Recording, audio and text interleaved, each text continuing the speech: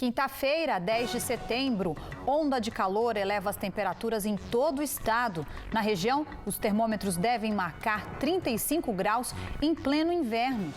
Em alta também estão os preços dos alimentos, assim como em todo o Brasil. A cesta básica na região também teve inflação. E vamos falar sobre o ensino superior na pandemia. Aumentou a procura por graduação à distância. Boa tarde, o Band Cidade começa agora.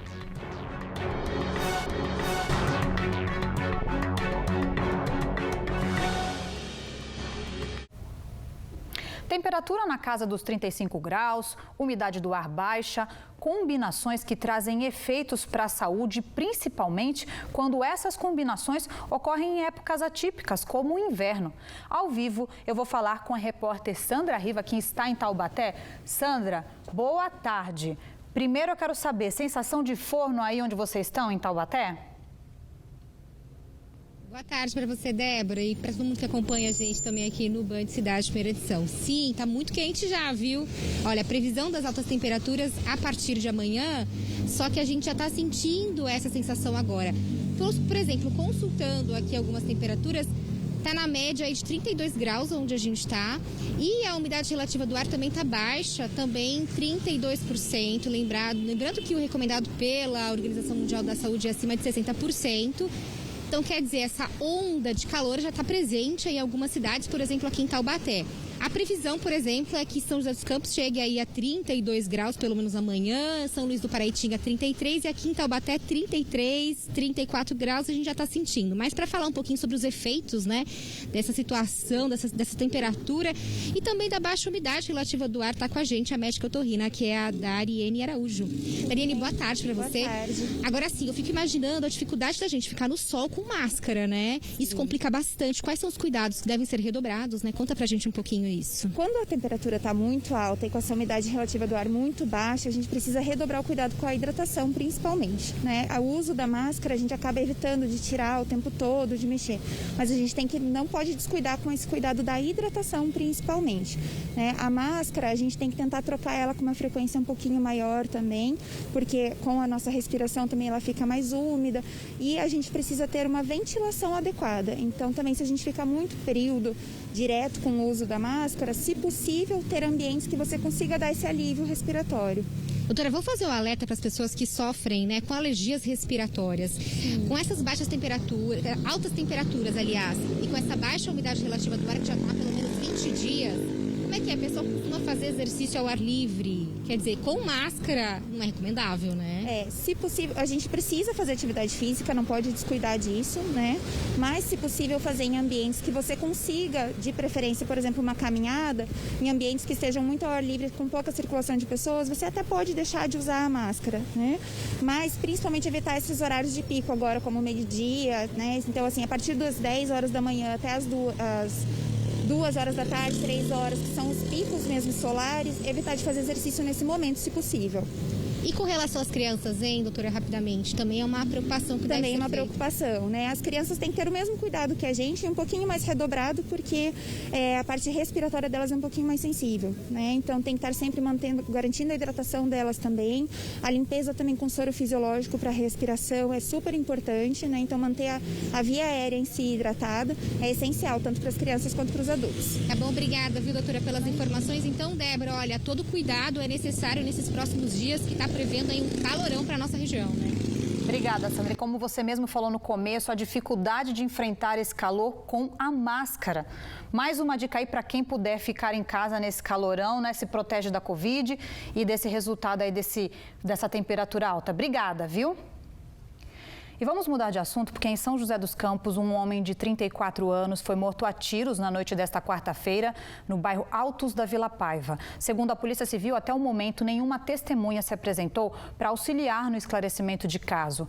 O celular da vítima foi apreendido para investigação e na tentativa de identificar o autor do crime. E o ex-médico Roger Abdelmaci saiu novamente da P2 em Tremembé. Dessa vez, ele foi transferido para um hospital penitenciário na capital. Informações com Juliana Sever, direto da redação. O ex-médico Roger Abdelmaci deixou a penitenciária 2 ontem à noite por volta das 7h30. O ex-médico foi transferido para um hospital penitenciário por determinação do Supremo Tribunal Federal.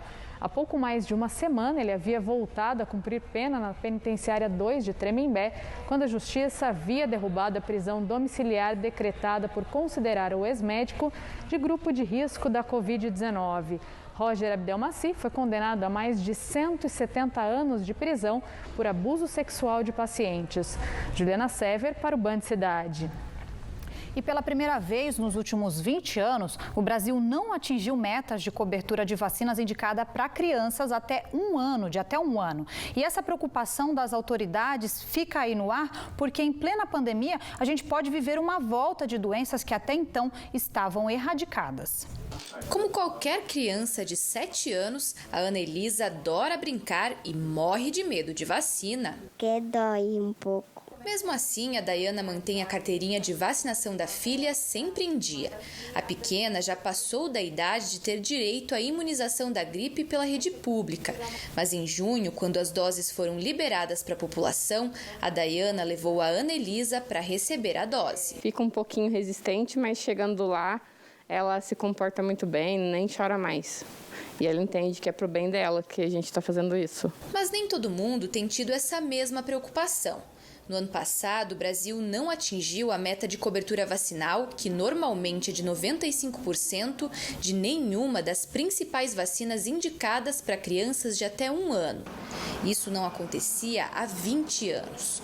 No estado de São Paulo, o mesmo vem acontecendo com algumas imunizações. No primeiro trimestre do ano, a cobertura vacinal para poliomielite foi de 73,5% e da febre amarela foi de 67,5%.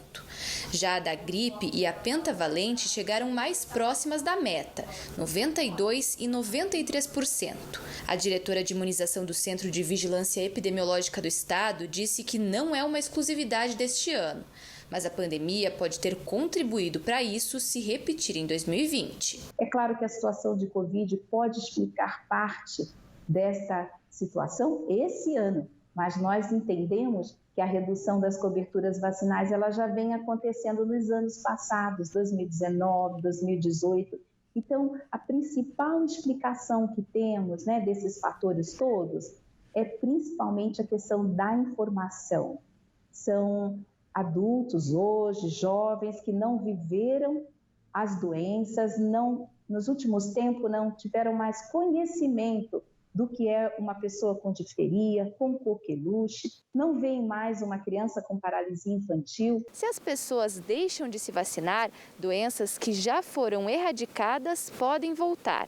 Sarampo, poliomielite e rubéola são exemplos de doenças que já foram um problema de saúde pública e hoje não são mais, graças à vacinação massiva da população. A vacina sempre esteve disponível nas unidades públicas de saúde, são mais de 5 mil unidades em todo o estado. E elas não foram suspensas em nenhum momento, até porque vacina é um serviço essencial que não pode ser interrompido. E lembrando que em Taubaté tem vacinação contra o sarampo, inclusive o município está entre os do estado onde a vacina do sarampo é considerada prioritária por causa do registro de casos. Esse ano já são 2 casos de sarampo confirmados em Taubaté. E a campanha vai até 31 de outubro. É recomendada não só a vacinação de crianças a partir de 6 meses, mas também de adultos de até 49 anos. E vamos falar de Covid-19. 1.089 pessoas perderam a vida pela doença na região. Até agora são 36.800 casos confirmados. Desse número, 23 mil pacientes já se recuperaram da doença. Agora vamos para o intervalo com imagens ao vivo de Caraguatatuba. Na tela para você, o trecho urbano da rodovia dos Tamoios. Hoje as máximas chegam a 29 graus. A gente volta rapidinho, continue com a gente.